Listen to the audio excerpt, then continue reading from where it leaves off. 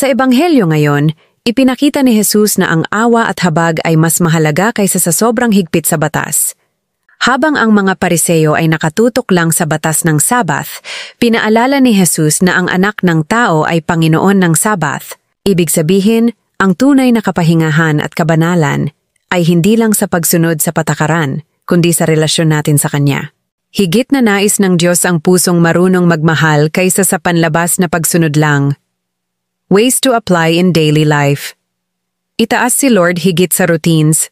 Ang pananampalataya ay hindi lang tungkol sa rules, kundi sa pagmamahal at malasakit. Hanapin ang tunay na pahinga kay Kristo. Maglaan ng oras sa panalangin at pagsamba para maranasan ang kapayapaan niya. Piliin ang awa kaysa sa paghuhusga. Maging maunawain sa kapwa imbes na mabilis pumuna. Parangalan si Lord araw-araw. Ipakita sa gawa at salita na si Kristo talaga ang Panginoon ng buhay mo. Prayer. Panginoong Jesus, Ikaw ang Panginoon ng Sabat at pinagmumulan ng tunay na kapahingahan. Turuan mo akong piliin ang pag-ibig higit sa patakaran, hanapin ka sa panalangin at maranasan ang kapayapaan sa iyong presensya. Gawin mo akong puspos ng habag at ipamuhay ko ang buhay na nagbibigay luwalhati sa iyo. Amen.